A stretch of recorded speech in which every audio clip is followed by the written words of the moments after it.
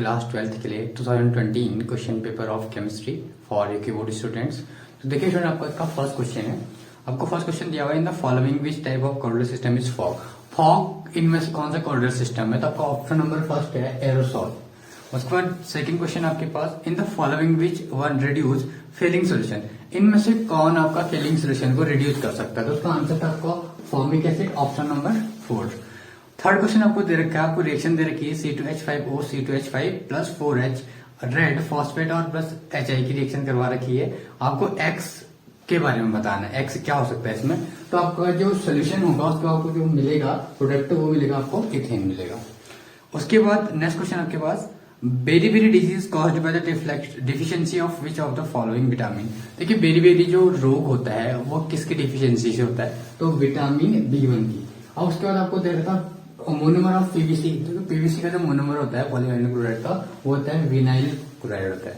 उस पर next question आपके पास, NaCl4 नेगेटिव आपका पैरामैग्नेटिक है, जबकि NaCO4 इज डायमैग्नेटिक। भाई देखिए NaCl4 नेगेटिव पैरामैग्नेटिक है, इसका रीजन है यहाँ पे आपको जो Cl दिख रहा है यहाँ पे, ये Cl नेगेटिव क्या होता है? आपका वीक लिगेंड होता है जो क्या नहीं कर पाता है, इलेक्ट्रॉन के साथ पेयर नहीं बना पाता है। अब इलेक्ट्रॉन के साथ अगर पेयर नहीं बना पाएगा तो वहां पे कुछ इलेक्ट्रॉन क्या रह जाते हैं, आपके बच जाते हैं। तो इसी वजह से क्या हो जाता है, आपका पैरामैग्नेटिक होता है। अब इसके अकॉर्डिंग दूसरे वाले को देखें NaCO4, तो इसमें पेयर्ड इलेक्ट्रॉन होते हैं, जिसकी वजह से क्या होता है, डायमैग्नेटिक होता है।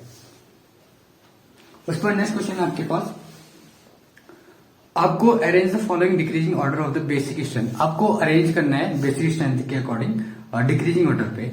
NH3 C2H5 NH3 C2H5 का whole to NH C6H5 NH2 दे रखा है। तो ये इसका डिक्रीजिंग ऑर्डर ये है इस तरीके से। और उसके बाद आपको बोल रखा है डेटॉल क्या है? Dettol is example of antiseptic. तो स्टूडेंट नेक्स्ट क्वेश्चन आपके पास, आपको दिया हुआ है, आपको यूज बताना है, फ्रेऑन 12 का यूज बताना है और क्लोरोफॉर्म का यूज बताना है। तो जो फ्रेऑन होता है आपका, इसका यूज किया जाता है जनरली आपका एरोसोल्स और रेफ्रिजरेंट्स में, और दूसरा इसका यूज किया जाता है आपका कप और प्लेट बनाने में। और उसके बाद आपका यूज ऑफ क्लोरोफॉर्म का तो पहला यूज सेम ही होता है, रेफ्रिजरेंट और एरोसोल का। और दूसरा इसका एंटीसेप्टिक के लिए भी यूज किया जाता है और ऑर्गेनिक सॉल्वेंट के लिए भी इसका क्या जाता है, यूज किया जाता है। नेक्स्ट क्वेश्चन आपको दिया हुआ है, सिल्वर क्रिस्टलाइंस इन FCC लैटिस। देखिए सिल्वर है जिसका FCC लैटिस है, जेड आपको मिल जाएगा 4, क्योंकि FCC में आपका 4 होता है। और उसके बाद ए आपको दे रखा है 4.077 10⁻⁸ सेंटीमीटर, डी आपको दे रखा है। आपको एम इसमें फाइंड करना है। तो आपने फॉर्मूला पढ़ा होगा इसके लिए। इसका फॉर्मूला था आपका रो बराबर Z into M A³ into NA होता है आपका इसका फॉर्मूला। तो अगर आपसे सॉल्व, आपको एम फाइंड करना है इसके लिए, तो अगर आप एम निकालें यहाँ से क्रॉस मल्टीप्लाई हो जाएगा, रो बोले या डी बोले बात की, D into A³ into NA हो जाएगा आपका। और यहाँ पे हो जाएगा नीचे आपका ये होगी क्रॉस मल्टीप्लाई, यहाँ आ जाएगा आपका जेड आ जाएगा। उस पर देखिए आप वैल्यू रख देना इस पे।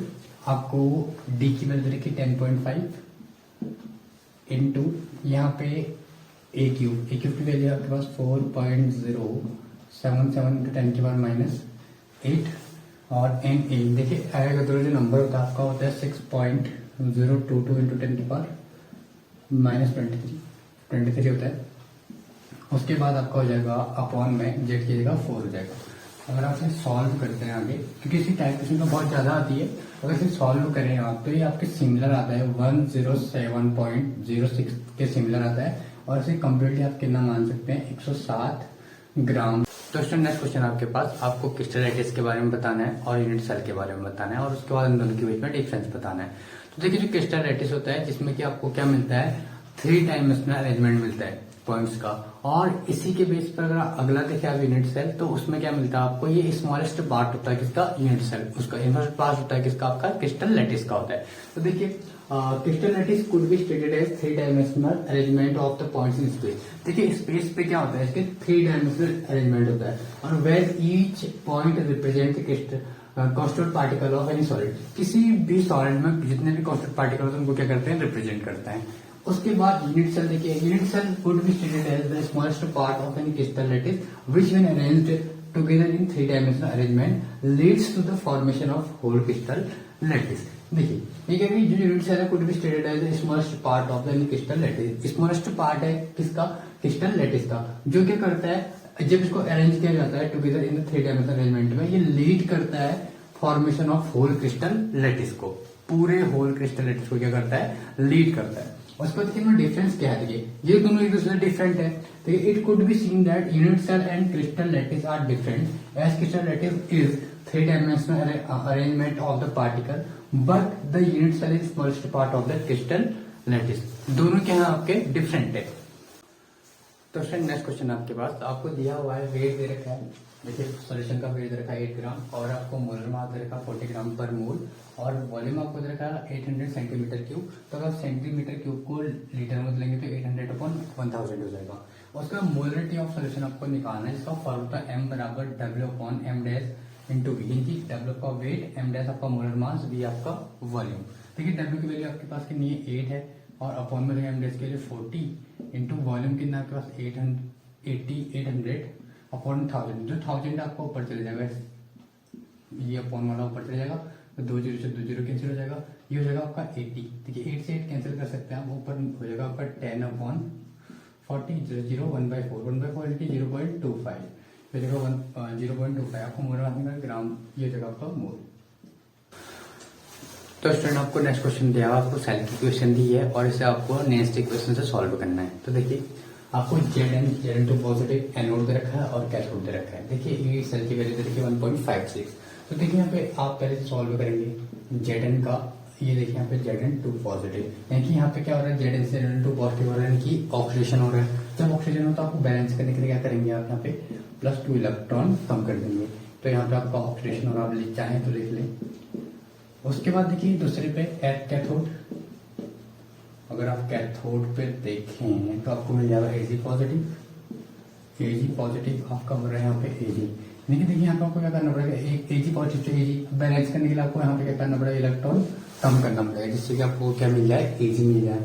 तो आपको देखिए ये हो गया। अब इसका 1 इलेक्ट्रॉन है, इसके 2 इलेक्ट्रॉन है, तो क्या करना पड़ेगा आपको? यहाँ पे तो 1 से मल्टीप्लाई करना पड़ेगा और यहाँ किससे मल्टीप्लाई करेंगे? पूरे को 2 से मल्टीप्लाई करना पड़ेगा।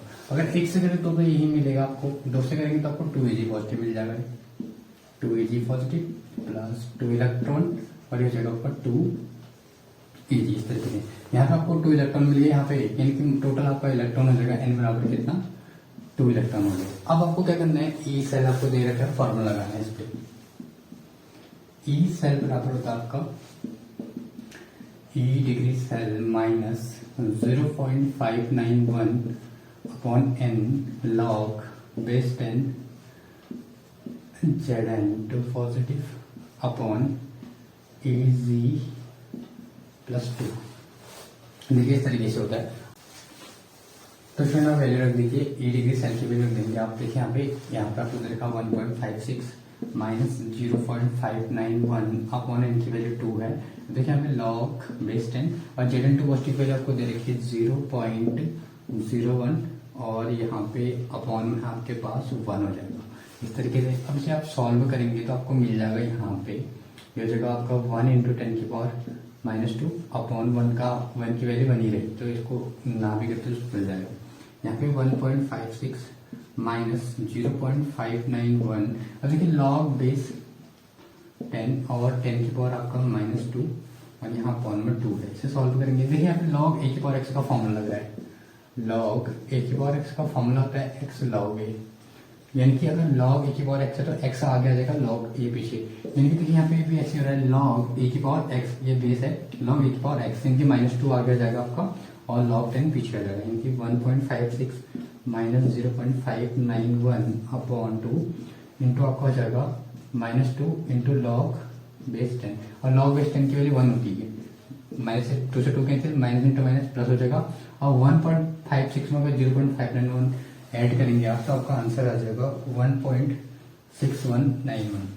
तो हो जाएगा आपका ई सेल बराबर 1 पॉइंट हो जाएगा आपका 6191 वोल्ट।